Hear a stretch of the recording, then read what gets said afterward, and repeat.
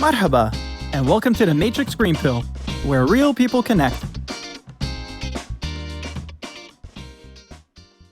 Hello and welcome back to the Matrix Green Pill podcast. I'm Hilmarie Hutchison, and today I am so excited to welcome Nerissa Low, the CEO and founder of Liht Organics. Nerissa started out in the financial industry, qualifying for the $1 Million Roundtable in her very first year. Then later on, she started her entrepreneurial journey with the launch of an organic makeup brand. According to Nerissa, Liht Organics consists of products that are safe enough to eat. They are vegan, cruelty-free, and completely natural. I cannot wait to hear more about that. Nerissa, welcome and thank you so much for joining me today. Thank you so much for having me, Hilmarie. I'm so glad to be here, so flattered and so honored. I'm really looking forward to sharing with everyone a little bit about my journey, and I think that we can all take away from today's session. I am so excited. So as a start, could you please introduce yourself to our audience?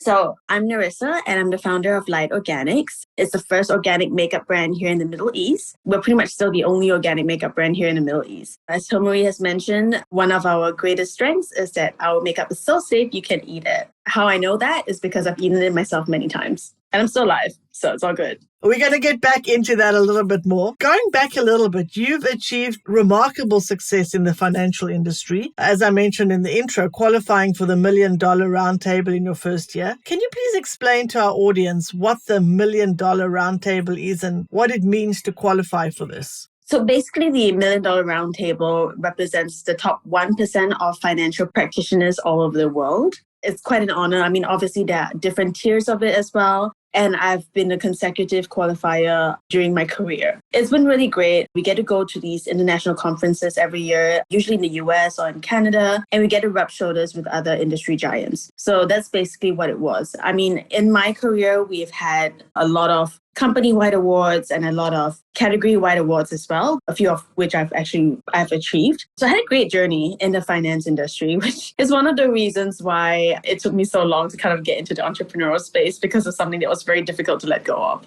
Wow, what an amazing accomplishment. So that begs the question then, why leave this industry that you were so successful in to get involved in the beauty world? What was the catalyst that drove you to make this change? I've always enjoyed my time in the financial industry. I loved the relationships that I had with my clients. A lot of them were with me for a fair amount of time. So I was actually in the industry for about 17 years. It was hard to let go because I had such a personal relationship with all my clients. And to me, they were like friends. So one of the reasons why I decided to branch out and start my own business is because I just wanted to create something that was different, that could be good for the world in terms of health. I liked what I was doing in finance, but at the same time, I wanted to create an impact that would be good for a person in terms of their health and well-being. And I was actually brought to it, was in the shower one day, and I was just like, it'd be great for me to start a business that I could put out to a world and I could be proud to call these creations my own. And one of the main things was the fact that I wanted to have a message. Liht is vegan, it's cruelty-free, and I'm obsessed with animals. Love, love, love animals. So one of the messages is, of course, to protect the animals and the planet. And then, of course, the other thing is for something that would solve a problem that women might have or people might have.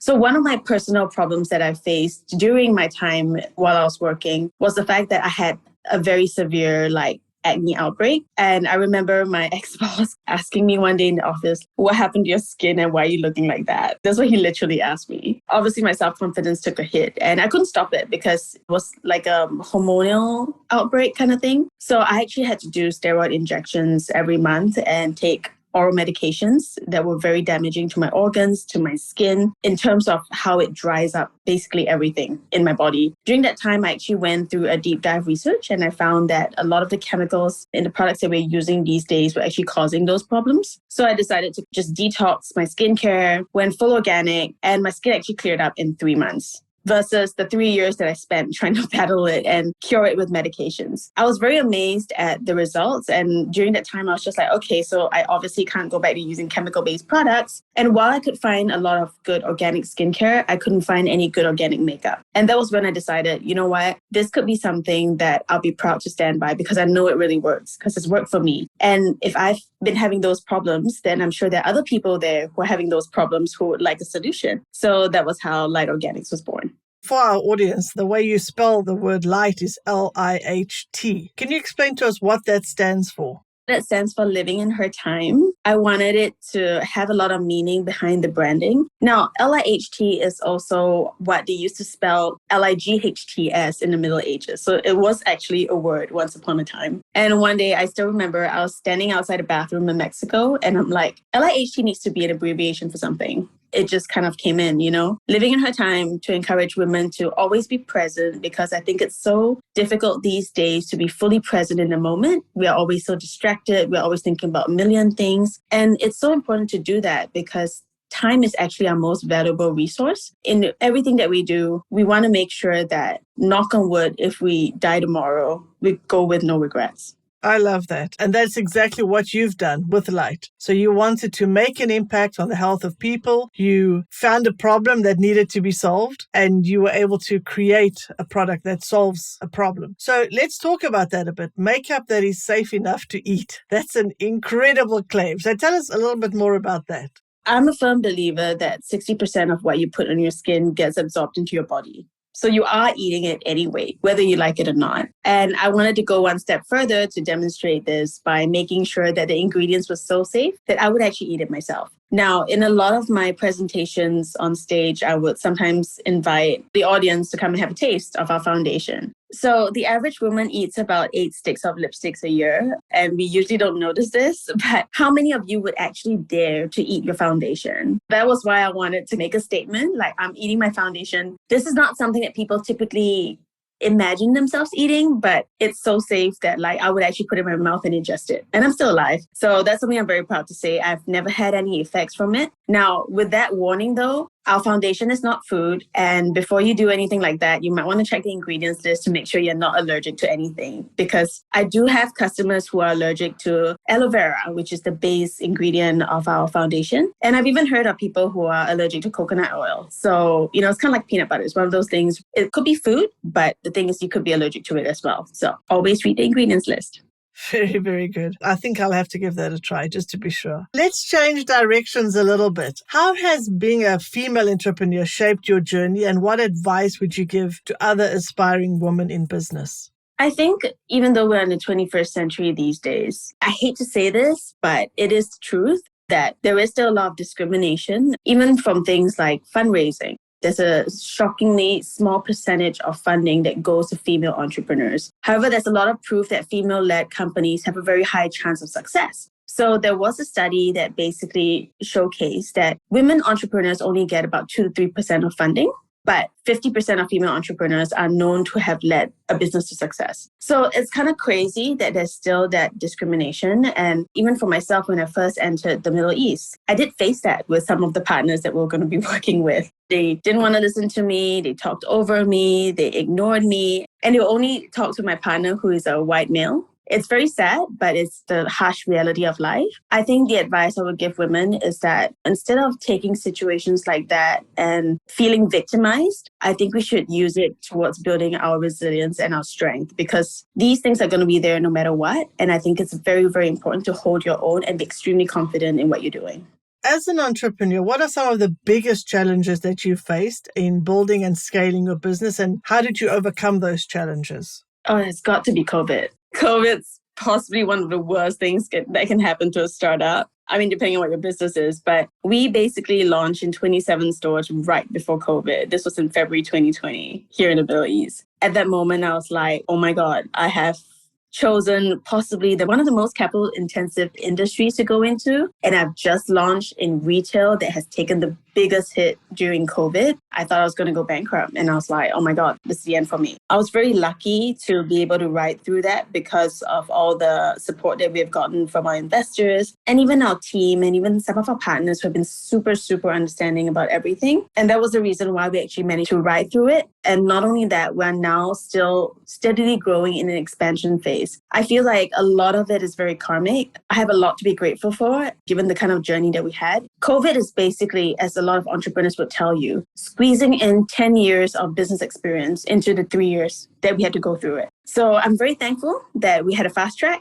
I'm very, very thankful that we survived it because a lot could have gone wrong during that period of time. But I think the support that we had from the people around us was a very big factor in helping us tide everything through. Amazing. Well, congratulations on making it through the tough COVID period. As you say, it was certainly in the beauty industry, the retail industry took a big hit. Amazing that you've come out the other side and you're still growing. So that's fantastic. Let's shift gears again. Beyond your professional endeavors, I know that you're also focused on personal empowerment and holistic development. Could you please elaborate on the modalities you've explored and how they've influenced your work with individuals, especially young women? I've always been a big believer in balance, right? And that's mental, emotional, physical, spiritual balance. And that's really one of the things that have kept me sane during the period of time in COVID. I meditate a lot. In my meditations, I get a lot of insights. A lot of people feel like, oh, you're just sitting there and just closing your eyes. It's not very productive. When you physically look at someone doing that, it doesn't look like it's very productive. But you get so much clarity from it that you're actually able to make better decisions in your life and you're able to think clearer. And I just really don't know how to explain it. But I always feel like in those times where I search within myself for answers, I get probably the best advice rather than trying to search for those answers outwards. Meditation is one of the things that I do a lot. I also dabble in crystals, and Tibetan symbols is one of my favorites as well. I feel like it just brings me so much serenity. So I'm a big believer in energy in everything, which is why it's not only have I created soap bars made of real crystals because the energy gets infused in the soap and the user gets to take on that energy. I also wanted to make sure that the products that we launch are named after positive affirmations, as we did for our foundations and our concealers. Our eyeshadows, our new upcoming launch, are named after crystals to remind women that they're gems to the world. And these are all things I believe in. How this influences the way I deal with people is that I'm also a big believer in karma. We put out, we also get back. And that's why it's so important for me to work with people that I vibe with and I feel good energy with so that we can all kind of like come together with the right intentions. And that's the only way things are going to flow. You mentioned the importance of balance. And I know there's always a lot of talk about the importance of work-life balance. That must be particularly difficult for someone like you who's constantly traveling. I know you go to different countries and continents. How do you manage your time and maintain a sense of well-being while juggling multiple responsibilities? I'm a bit of a workaholic. As I mentioned just now, time is our most precious resource. So I'm a big believer that I never want to waste time. And I want to make sure that every minute of my life is spent doing something meaningful, whether it's for work, whether it's spending time with people I love, whether it's spending time with my pets, whether it's doing something that improves myself. I can't just waste time. And that's a bit of a reflex for me. So that's one of the reasons why I'm able to kind of like squeeze in a lot of things in like a short period of time. I multitask well, and that's one of my strengths. But at the same time, I also constantly think ahead about how I would fully maximize my day because I've had a few near-death experiences in my life. And there was this car accident that I had before. I know how it feels like when my car was about to hit the lorry. And I just thought at that moment, it's over for me. And that feeling always stuck in my head. That's why it's so important for us to kind of like live every day as if it's our last, because that's actually reality. I love that. So to appreciate the gift of life and to not waste our time on unnecessary things also helps us with having balance in our lives. I think that's an excellent message. Now, looking ahead, what are some of your goals and aspirations for Liht Organics, and how do you plan to continue to make a positive impact on the beauty industry and beyond? Well, I definitely want to grow Liht to be a global brand at this point of time, just because there's so few organic makeup brands in the market. I do really want to be the leading global organic makeup brand where it's the top of mind for people. But it's not just about the product, because I also want Liht to be a brand that inspires women to shine at their greatest potential. You need to look at Liht and see a lifestyle where they're encouraged and inspired to make conscious decisions every day of their lives, in every aspect of their lives. While makeup is the platform for that, the messaging behind the brand is what I feel would be my greatest message to everyone.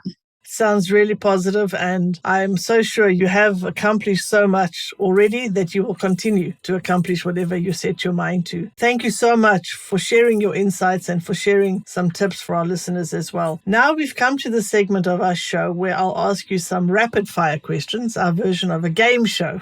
Are you ready? All right, hit me. Okay. What is your favorite shade of lipstick? From my range, my favorite shade of lipstick would be Roasted Cherry. It's from our lip glaze selection, just because I have slightly discolored lips. Like I'm quite pale, so I don't really have like a natural pink. What I love about it is that it gives me a natural stain and a natural hue, because I can't do like super red lipsticks. Very nice. Do you have a favorite yoga pose? I always did a cobra because I have lower back problems. If you had to choose, would you rather have a pet dinosaur or a pet dragon? Ooh, definitely dragon. Very good. What is one thing that you do every day, no matter how busy you are? I will spend time with my pets. I call them when I'm overseas or when I'm physically with them. I give them cuddles. That's definitely something I have to do every day. Thank you so much for playing along. That was the game show. That was easy enough. Thank you. Now, before we wrap up, we'd like to do our green pill moment. Okay. So if you took the green pill to go back in time and change one thing about your journey, what would it be? I would go back in time and do this earlier instead of procrastinating and waiting just because it's so difficult for me to let go of what I had. But one of the greatest lessons in life is knowing that sometimes you just got to let go of something good in order to do something great. That's fantastic. So that would be a good advice for our listeners as well. If you've got something in mind, don't procrastinate. If you've got a solution for a problem, go ahead and get started on it. That's excellent advice for yourself. So thank you very much, Nerissa. It's been a fantastic conversation. I really enjoyed talking to you, and I'm definitely going to have to try eating the makeup and see how we go. Tell me how it tastes. Before we say goodbye, could you please tell our listeners where they can find and follow you? And we'll also put this in the show notes. So you can follow me at Narissa Low Official. That's NERISSA LOW Official. You can also find our products on www.lightorganics.com for our global listeners and lightorganics.ae for our Middle Eastern listeners. You can also get our products offline with our very friendly and professional beauty advisors at Faces Yas Mall in Abu Dhabi, Mall of the Emirates, and Dubai Hills. Fantastic. Thank you so much. And again, thank you so much for joining me today. I'm definitely going to be following your journey, and I wish you all the very best. Thank you. If you enjoy our conversations, please like and subscribe. See you next Wednesday.